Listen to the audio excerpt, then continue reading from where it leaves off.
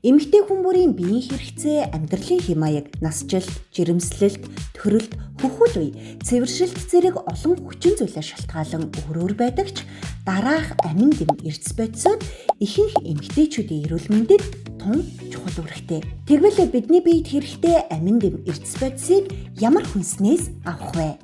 Төмөр цус түлжилтийг дэмжиж цус багталтаа сэргийлдэг.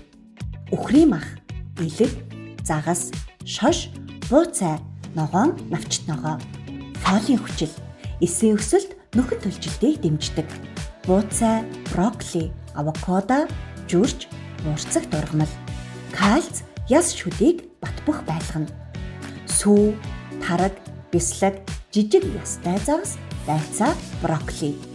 Д амин дэм кальцийн шимэгдэлтийг сайжруулж дархлааг дэмжинэ. Нарны гэрэл, яргай, тунай загас, өндөгний шар, Д витаминаар баяжуулсан сүү. Магний булчин мэдрэлийн хивэн үйл ажиллагааг дэмжинэ. Буйлс, хушиг, хулууны өвөр, бүхэл үрийн бүтээгдэхүүн, хар шоколад. Омега 3 тосны хүчил, зүрх, тархи болон дааврын эрүүл үйл ажиллагааг дэмжинэ. Яргай, сардин загас, маалингийн өр, грек самар, чаавар. B12 витамин мэдрэлийн тогтолцоо болон цусны улаан эсийн өсөлт чухал нөлөөтэй. Үхрийн мах, загас, өндөг, сүү бүтээгдэхүүн. Та эдгээр хүнсний бүтээгдэхүүнүүдээс алийг нь түлхүү хэрэглэдэг вэ?